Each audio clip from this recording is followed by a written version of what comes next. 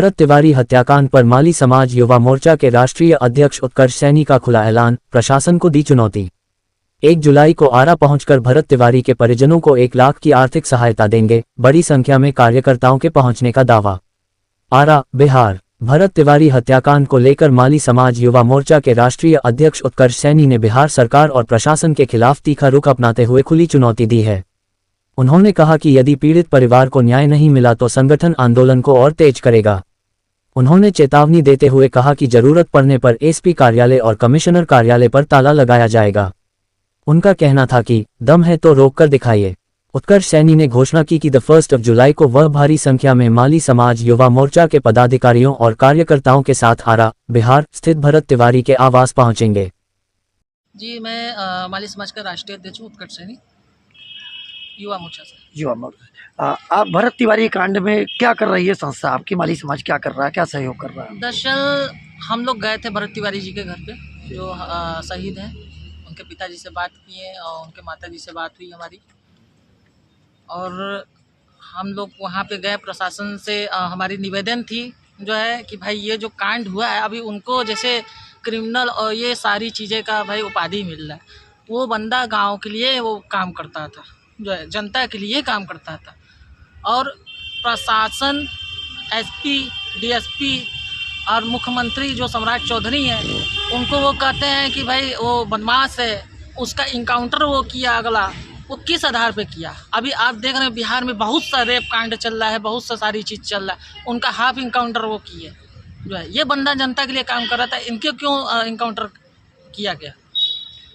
जिस तरीके से उनके पास असलाहा मिला है, पुलिस का कहना है कि वो असलाहा गैर कानूनी, इस पर क्या कहना चाहेंगे?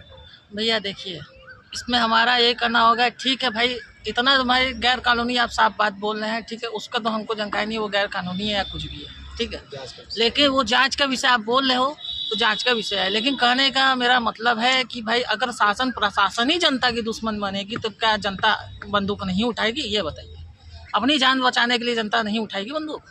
माली समाज के तमाम पदाधिकारी उनके घर, तिवारी जी के घर पहुँचे, क्या कारण रहा इतने अधिकारियों का पहुँचने? अधिकारी से देखिए, वहाँ पे हम लोग गए, वहाँ पे सारी बातचीत हुई। अधिकारी एसपी जो हैं वहाँ के, जाके उनके भाई को जो है डरा धमका रहे हैं, जो है भरत तिवारी जी के भाई को। तो हमारे कहने का मतलब है कि भाई साहब, अगर आप उनको डरा रहे हैं, धमका रहे हैं हर युवाओं को, ठीक है, वो जनता के लिए काम कर रहा है, अगर आप उसको इनकाउंटर की बात कर रहे हो तो भैया हमारा यही कहना है कि भाई आप आओ, ठीक है।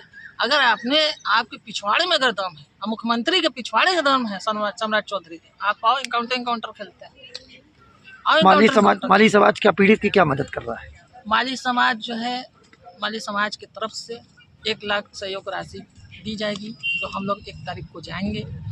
और जैसा कि मैंने पिछले बाइट में भी कहा था कि मैं जाऊंगा तो एक भारी संख्या में जाऊंगा, और एसपी और डीएसपी और थाने पे ताला मारने का काम करूंगा, उनके ऑफिस में ताला मारने का काम करूंगा।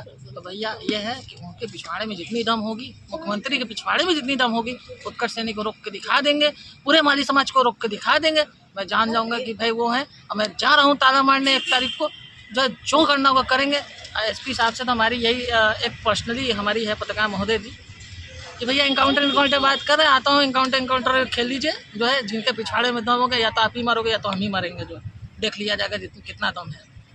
नमस्कार, गुरु प्रसाद राणा नाम है मेरा। मैं माली समाज का प्रदेश अध्यक्ष हूँ।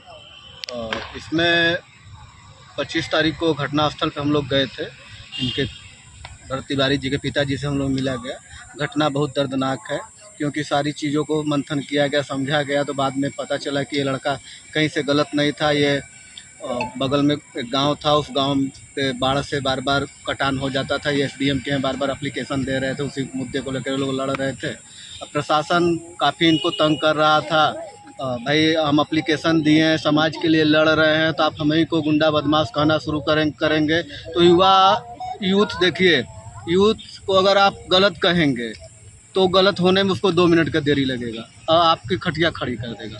और वो आदमी चाहता तो 2-2 पिस्टल हाथ में थी, लोग अवैध पिस्टल कह रहे हैं, तो हो सकता है खिलौने वाली पिस्टल रहे हो या जो भी पिस्टल रहा हो, क्योंकि अगर एक्चुअल उनके पास पिस्टल रही होती तो हो सकता है कि गोली भी मार सकते थे, बट उन्होंने ऐसा किया नहीं। इसके पीछे सिर्फ उनमें दूसरे भगत सिंह का, क्या कि भगत सिंह थे, वो भी अपने आदमियों को नहीं मारे, धुआं वाला बम फेंके थे सदन में, और इन्होंने भी अफलाह फेंक दिया। अफलाह फेंकने के बाद इस बेचारे को पुलिस इनकाउंटर में मार दिया गया। पुलिस इनकाउंटर नहीं कहेंगे उसको, सीधा सीधा हत्या थी, जबकि ये जघन्य हत्याकांड ऐसा नहीं होना चाहिए। ऐसे लोगों के खिलाफ क्या करना चाहिए? ऐसे लोगों के खिलाफ देखिए, पहले तो मेरा यूथ से हाथ जोड़कर अपील है कि जो भी हमारे भारत के युवा हैं, युवा उग्र न हो, हिंसा का रास्ता न अख्तियार करें, सिस्टम में रहकर सिस्टम से पोलाइटली तरीके से, नरम से, विनम्रता से, क्योंकि बिना ज्ञान के उग्रता आती है। जब आदमी आपके पास ज्ञान आता है, कहा गया है हमारे यहाँ कहीं लाइन लिखी है, विद्या ददति विनयम। जब आप ज्ञानी हैं तो आप थोड़ा सा ज्ञान का प्रयोग करिए, नरम होकर अपना काम निकाल लीजिए। उग्रता और हिंसा किसी भी कार्य का वो आपको सही रास्ते पर नहीं ले जाएगी, आपको गलत रास्ते पर ले जाएगी। तो आपको क्या लगता है जो पुलिस ने कार्रवाई की है वो एकदम गलत है, बिल्कुल गलत है। माली समाज पीड़ित के लिए क्या कर रहा है? मालिक समाज ये आपका 1 तारीख को, जैसा कि अभी हमारे राष्ट्रीय अध्यक्ष जी ने बताया है, युवा अध्यक्ष जी ने, कि 1 तारीख को हम लोग जाएंगे, 1 लाख रुपए का पीड़ित परिवार को चेक सौंपा जाएगा। मैं काशीनाथ पांडे, प्रदेश प्रवक्ता माली समाज। क्या कहेंगे इस पीड़ित परिवार के लिए, क्या कहेंगे? देखिए, ये खैर इसको जितना कम कहा जाएगा, जितना ही कहा जाएगा बहुत कम कहा जाएगा।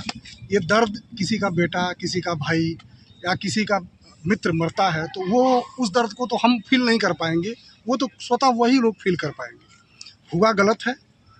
हम ये भी नहीं कहते हैं कि जो तरीका उन्होंने अपनाया है वो तरीका सही है, क्योंकि हमारे देश के युवा इसको देखेंगे तो हो सकता है उनके अंदर ये रोष आए।